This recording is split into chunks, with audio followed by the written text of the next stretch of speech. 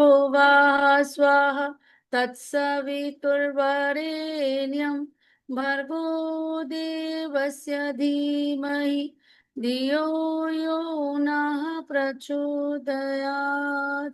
ओम गुरुर्ब्रह्मा गुरुर्विष्णु गुरुरेव महेश्वर गुरुरेव परब्रह्म तस्मै श्री गुरुवे नमः। तस्मै श्री गुरुवे नमः।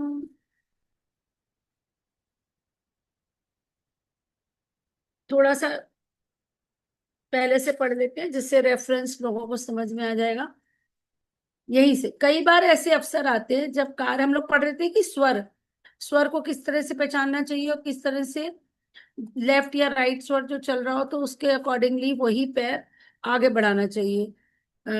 नॉर्मली भी सुबह उठ करके तो जब बायां स्वर चल रहा हो तो 4 बार पैर रखना है और उसी शरीर के हिस्से पर बाएं तरफ से हाथ फेरना है बाएं हाथ से। और अगर दायां स्वर चल रहा हो तो 5 बार पैर को आगे रखना है पटक करके और दायां हाथ ही चेहरे पर फेरना है।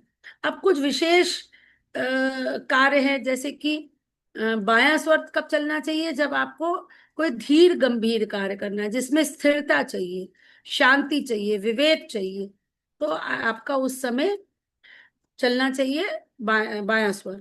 और जिस कार्य में ऊर्जा चाहिए ऊष्मा चाहिए शौर्य चाहिए पराक्रम चाहिए बल चाहिए तो उसमें दायां स्वर चलना चाहिए यानी कि राइट नॉस्ट्रल या सूर्य नाड़ी। अब गुरुदेव लिख रहे हैं कि कई बार ऐसे अवसर आते हैं जब कार्य अत्यंत ही आवश्यक हो जाता है किंतु उस समय स्वर विपरीत चलता है। चाहिए बल और चल रहा है बायां। अब उसको कैसे बदला जाए? क्या उस तब क्या उस कार्य के किए बिना ही बैठा रहना चाहिए? नहीं, ऐसा करने की जरूरत नहीं है। जिस प्रकार जब रात को निद्रा आती है किंतु उस समय कुछ कार्य करना आवश्यक होता है तब चाय आदि किसी उत्तेजक पदार्थ की सहायता से शरीर को चैतन्य करते हैं। और उसी प्रकार हम कुछ उपायों द्वारा स्वर को बदल भी सकते हैं। नीचे कुछ ऐसे नियम लिखे जाते हैं। जो स्वर नहीं चल रहा है उसको अंगूठे से दबाएं और जिस नथुने से सांस चलती है उससे हवा खींचे। यानी कि अगर दाया नहीं चल रहा है तो दाएं को दबा ले और बायां चल रहा है तो बाएं से सांस खींचे। फिर जिससे श्वास खींची है उसे दबाकर पहले नथुने से यानी कि बाएं से अगर चल रही है तो पहले बाएं से खींचेंगे फिर बाएं को दबा देंगे और दाएं से श्वास को छोड़ेंगे। इस प्रकार कुछ देर बार बार करें जिससे श्वास की चाल बदल जाएगी यानी स्वर बदल जाएगा। दूसरा पॉइंट बताया गुरुदेव ने जिस नथुने से श्वास चल रही है उसी करवट लेट जाए। बायां चल रहा है दायां चलाना है बाई करवट लेट जाए तो बायां बंद हो जाएगा दायां चल जाएगा। इस प्रयोग के साथ पहला प्रयोग करने से दोनों कर लें साथ साथ। पहले वो जिस तरह से बदला स्वर वो करें और फिर उसी जिसको मतलब जिसको दबाना है उस स्वर की तरफ से करवट लेके लेट जाए तो दोनों को आप कंबाइन करेंगे स्वर बदल जाएगा। जिस तरफ का स्वर चल रहा हो उस ओर की कांख बगल में कोई सख्त चीज कुछ देर दबा कर रखो तो स्वर बदल जाता है। पहले और दूसरे प्रयोग के साथ यह प्रयोग करने से भी शीघ्र करने ये पहले और दूसरे प्रयोग के साथ यह प्रयोग भी करने से शीघ्रता होती है। घी खाने से वाम स्वर और शहद खाने से दक्षिण स्वर चलना कहा जाता है। तो घी खाने से वाम मतलब बायां होगा और शहद खाने से दायां स्वर चलने लगता है। चलित स्वर में पुरानी स्वच्छ रुई का फाया रखने से स्वर बदलता है। तो आपने वही ऑब्स्ट्रक्ट कर दिया उसको एक तरह से फाया रख दिया तो वहां से ऑब्स्ट्रक्ट कर दिया नेचुरली थोड़ी देर में सांस तो लेंगे ही तो दूसरे से चलने लग जाएगा। बहुधा जिस प्रकार बीमारी की दशा में शरीर को रोग मुक्त करने के लिए चिकित्सा की जाती है उसी प्रकार स्वर को ठीक अवस्था में लाने के लिए उन इन उपायों को काम में लाना चाहिए। स्वर संयम से दीर्घ जीवन। अभी पहले गुरुदेव ने बताया कि किस तरह से हमको स्वर बदलना है उसकी टेक्निक। अब आगे बता रहे हैं कि स्वर संयम से दीर्घ दीर्घ जीवन। प्रत्येक प्राणी का पूर्ण आयु प्राप्त करना दीर्घ जीवी होना उसकी श्वास क्रिया पर अवलंबित है। पूर्व कर्मों के अनुसार जीवित रहने के लिए परमात्मा एक नियत संख्या में श्वास प्रदान करता है। वह श्वास समाप्त होने के बाद प्राणांत हो जाता है। जैसे हम लोग के आम बोलचाल की भाषा में कहते हैं ना, गिनी हुई सांसें लेके आए हैं। अब वो सांस आप धीरे धीरे लेंगे, गहरी गहरी लेंगे तो नेचुरली दीर्घ जीवन होगा। सांसें तो गिनी हुई हैं। हम प्राणायाम में क्या कर रहे हैं, हम वही तो कर रहे हैं, गहरी सांस ले रहे हैं। तो अगर 1 मिनट में नॉर्मली हम 20 बार सांस लेते थे, तो प्राणायाम में हम 15 बार ही सांस ले रहे हैं। तो वो 5 सांसें जो हमने बचाई वो आगे करेंगी, हमारे जीवन को लंबा करेंगी। इस खजाने को जो प्राणी जितनी होशियारी से खर्च करेगा, वह उतने ही अधिक काल तक जीवित रह सकेगा। और जो जितना व्यर्थ गंवा देगा, उतनी ही शीघ्र उसकी मृत्यु हो जाएगी।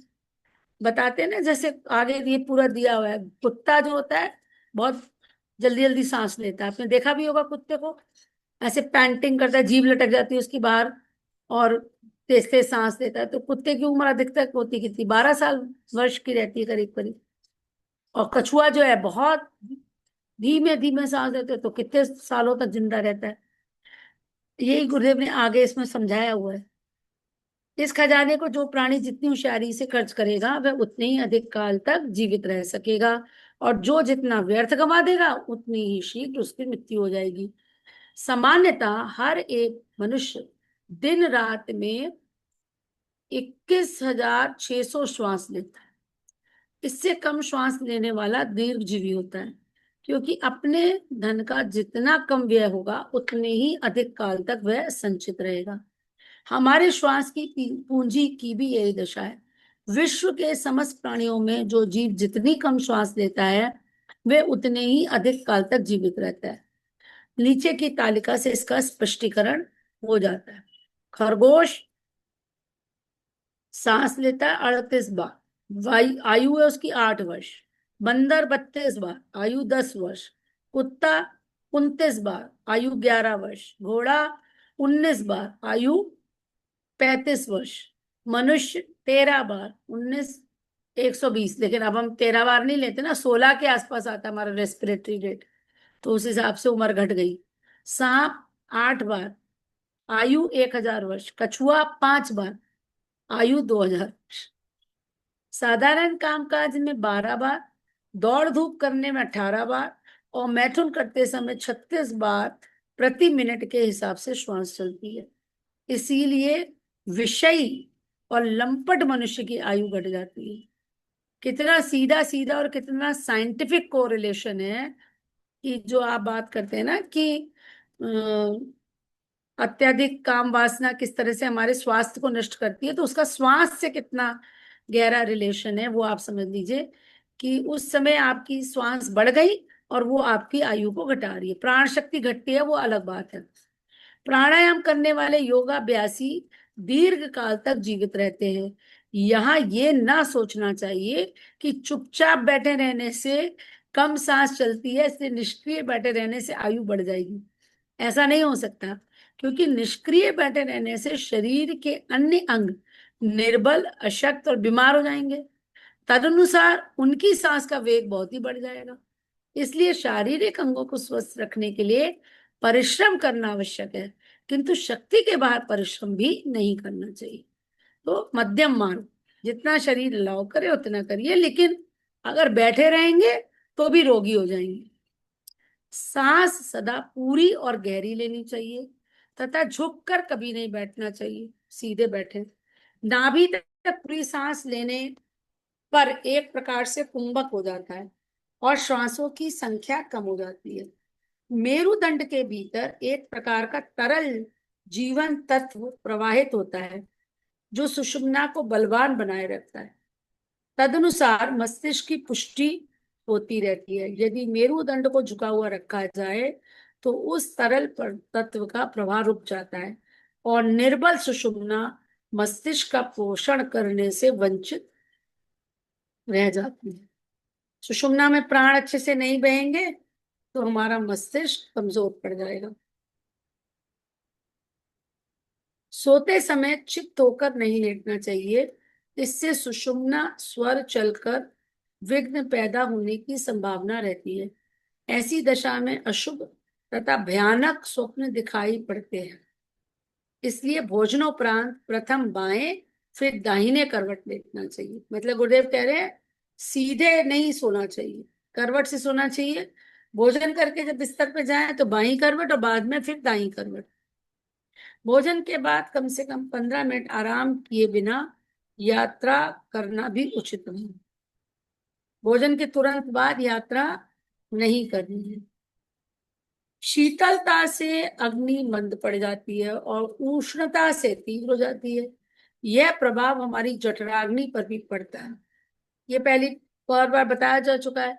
जब भोजन हम लोग कर लें उस समय हमारा दायां स्वर चलना चाहिए, क्योंकि भोजन पचाने के लिए उष्णता चाहिए। सूर्य स्वर में पाचन शक्ति की वृद्धि रहती है, अतः इसी स्वर में भोजन करना। अभी तक तो हम लोग केवल उठते समय स्वर चेक कर रहे थे, अब भोजन के समय चेक करेंगे, है ना। देखेंगे जब दायां स्वर चल रहा हो तब भोजन करें तो भोजन पचेगा अच्छे से। इस नियम को सब लोग जानते हैं कि भोजन के उपरांत बाएं करवट से लेटे रहना चाहिए, जिससे बायां दब जाएगा और दायां चल जाएगा। दायां चलेगा तो उष्णता मिलेगी, उष्णता मिलेगी तो जठराग्नि प्रदीप्त होएगी, जठराग्नि प्रदीप्त होएगी तो भोजन पचेगा। तो आपको डाइजेस्टिव इश्यूज नहीं होंगे, टॉक्सिन्स इकट्ठे नहीं होंगे बॉडी में। पूरा भोजन अच्छे से पच करके उसका आहार रस बनेगा। वो आहार रस तो जो है सब धातुओं को पोषित करेगा। उद्देश्य यही है कि बाएं करवट लेटने से दक्षिण स्वर चलता है, यानी दायां, जिससे पाचन शक्ति प्रदीप्त होती है। ईड़ा, पिंगला और सुषुम्ना की गतिविधि पर ध्यान रखने से वायु तत्व पर अपना अधिकार होता है। बस इस पे केवल आप ये मत करिए अगर कि बदलना है या कुछ करना है, केवल ध्यान ही देने लग जाए, उससे भी वायु तत्व पर अपना अधिकार होता है। मतलब वायु तत्व आपका जागृत होएगा, आपका कंट्रोल में आएगा। वायु के माध्यम से कितनी ऐसी बातें जानी जा सकती हैं जिन्हें साधारण लोग नहीं जानते। मकड़ी को वर्षा से बहुत पहले ही पता चल जाता है कि मेघ बरसने वाला। तदनुसार वे अपनी रक्षा का प्रबंध पहले से ही कर लेती है। कारण यह कि वायु के साथ वर्षा का सूक्ष्म संयोग मिला रहता है। उसे मनुष्य समझ नहीं पाता, पर मकड़ी अपनी चेतना से यह अनुभव कर लेती है कि इतने समय बाद इतने वेग से पानी बरसने वाला है। मकड़ी में जैसी सूक्ष्म वायु परीक्षण चेतना होती है, उससे भी अधिक प्रबुद्ध चेतना स्वर योगी को मिल जाती है। उससे भी ज्यादा आपको, आप संवेदनशील हो जाएंगे इसके प्रति। मतलब आपको पता चल जाएगा कि कब वर्षा मर। मकड़ी को तो गॉड गिफ्टेड है, उसको पता चल जाता है, लेकिन आप इसको डेवलप कर सकते हैं। ये वर्षा गर्मी को ही नहीं वरन उससे भी सूक्ष्म बातें, भविष्य की संभावनाएं, दुर्घटनाएं, परिवर्तनशील शीलताएं, विलक्षणताएं अपने दिव्य दृष्टि से जान लेता है। कई स्वर ज्ञाता ज्योतिषियों की भांति इस विद्या द्वारा भविष्य वक्ताओं जैसे व्यवसाय करते हैं। स्वर के आधार पर ही मूक प्रश्न, तेजी मंदी, कोई वस्तु का पता, शुभ अशुभ मुहूर्त आदि बातें बताते हैं।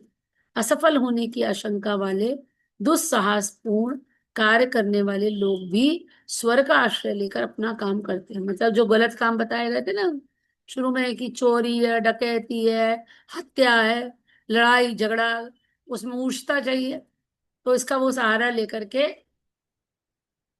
अपने काम करते हैं। चोर डाकू आदि संबंध में विशेष ध्यान रखते हैं। व्यापार, राजद्वार, चिकित्सा आदि जोखिम और जिम्मेदारी के कामों में भी स्वर विद्या के नियमों का ध्यान रखा जाता है। इस संबंध में अखंड ज्योति पत्रिका में समय समय पर तद विषयक जानकारी प्रकाशित होती रहती है। उस सुविस्तृत ज्ञान का विवेचन यहाँ नहीं हो सकता। इस समय तो हम केवल यह विचार करना है कि स्वर साधना से विज्ञान में कोश की सुव्यवस्था में हमें किस प्रकार सहायता मिल सकती है। विज्ञान में कोश को जागृत करने के लिए स्वर के प्रति सचेत होना है। तो स्वर कौन सा चल रहा है, कौन सा कार्य आपको करना है, कब भोजन कैसे पचना चाहिए, ये सारी बातों का आप ध्यान रखेंगे तो उससे आपका वायु तत्व पर अपना प्रभुत्व बढ़ता चला जाएगा और आप फिर कुछ समय बाद सूक्ष्म से जुड़ सकते हैं वायु तत्व के माध्यम से।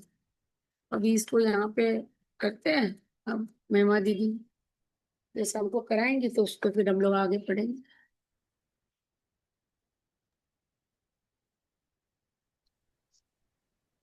तो आइए फिर अभ्यास करते हैं इसके लिए, प्रयास करते हैं। सभी लोग मेरुदंड को सीधा करके बैठ जाएं आराम से।